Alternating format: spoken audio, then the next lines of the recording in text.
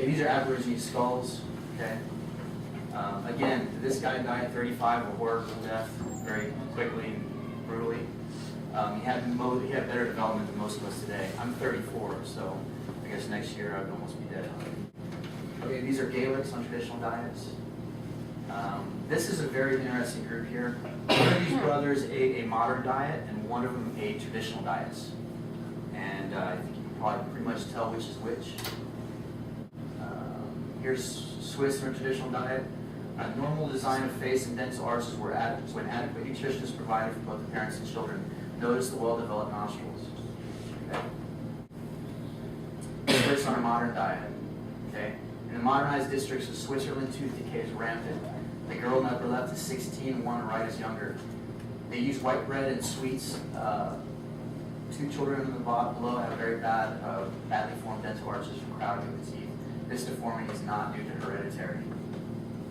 Okay, this is Africans of Masai on the traditional diet.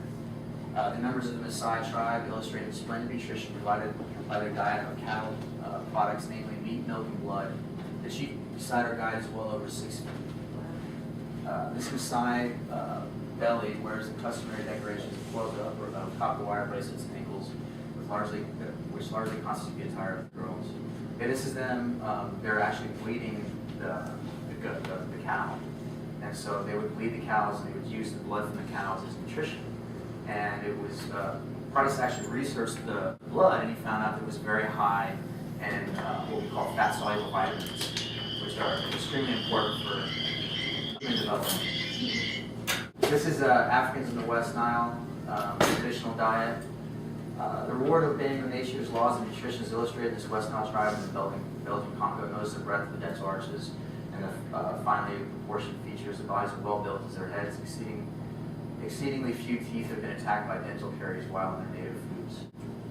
Okay, and this is a group of guys that were working on plantations that were fed by modern diets, and this is what would happen to them. So again, imagine what would happen to you if you didn't have toothbrushes or toothpaste. Okay, but the other people that were studying didn't have toothbrushes or toothpaste. They didn't have dentists. They didn't need them.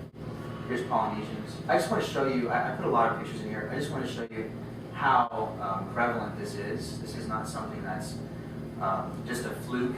Okay, there's plenty of pictures that Dr. Price took. There's high Andean mountains. Again, once you see, and one of the interesting things I'll talk about right here, I mentioned the region bottom, the modernization of the Sierra Indians to the introduction of foods of modern commerce has produced a sad wreckage of physique and often character. That often character is a very important marker we're going to talk about in a little bit. The boy at the upper left is a mouth breather because his nostrils are too small to carry sufficient air. The girl at the upper right has badly underdeveloped chin and nostrils. Both the boys below have badly narrow arches and crowding teeth. Okay. Here's some more skulls that Price looked at.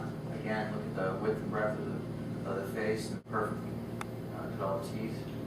I guess there was like 170 different skulls that he looked at. All of them were pretty much developed like this, without cavities. They lived their entire life without a cavity, just like the deer on the forest floor. It lives its entire life without a cavity.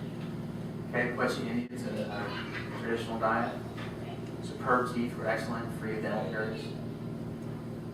Okay. One of the interesting things he talks about is how these guys were on different islands. They weren't brothers, they weren't cousins. And it says these 4 Melanesian boys were born on different islands, look like brothers but are not blood related. They illustrate the role of hereditary in reproducing racial type. Hereditary, however, can only operate normally when the germ cells have not been injured. Okay. Here's an inside view. These x-rays illustrate the progressive injury in the 2 children of one family. Notice the progressive narrowing of the permanent arch illustrated by the overlap in the lateral. So this right here, you can see the close down compared to this one. So this was an older child. By the time the mother had this child, she had not replenished her nutrition enough to create a child that had good development. Okay, so that's very common in Western society today, whereas children later tend to have less and less nutrition, especially if mothers have the babies too soon, one after the other. Here's a very interesting thing. So this is corrective nutrition for the mother prior to the second child.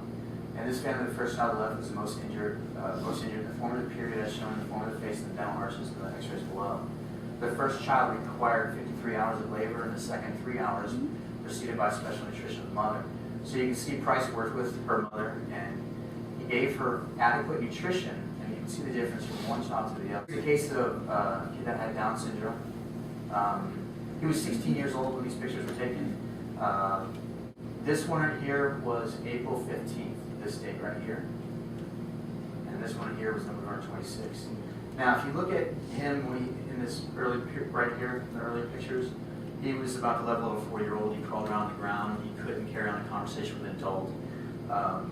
He was kind of backwards. He just didn't do much of anything. Within this time period, Price decided to, if you look at his lower jaw, he doesn't have a surface to masticate against. So his upper jaw is so pulled back that he can't chew. So Price said, well, if I can bring his face forward a little bit and I can allow him a surface to chew against, then he'll be able to chew and get good nutrition. So as you can see from here, from April 15th through November 26th, he separated the teeth out and he put some spacers in. Now, in that period of time, you can see the level of intelligence change that the kid made. I mean, you can just see it. You can see it in his eyes. I mean, there's almost nothing there. Now there's somebody in there. From this period to this period, he went from, like I said, crawling around the ground, to this period he was able to go to the store with cash and know that he got the correct change when you purchase something, which means he was able to do math in his head that most people today can't do. He was able to traverse a complicated subway system with multiple stops in the city they lived in. So you can see the different intelligence and all that other stuff. So it's nutrition in the mother while she's pregnant. Absolutely. Well, I mean, you got to think, where's the baby come from? Of course, the mother, and it's not necessarily your nutrition. Yeah. Well, I mean, I think it had a lot to do with that and my nutrition as a child.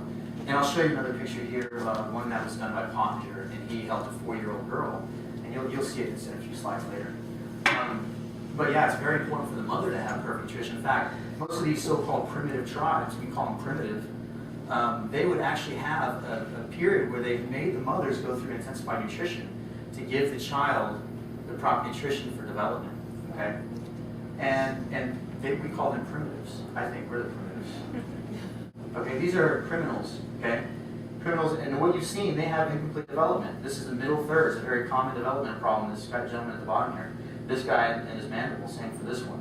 Okay, that's a developmental problem. That's not genetics. Okay, here's criminals' incomplete brain development. Okay, delinquent school children. Okay, these 4 boys are typical of groups of several hundred in a special school for backward children. Practically all show some evidence of incomplete facial and dental development. The range of defects is wide. Blacks are similarly injured as whites. This is inhibited hereditary.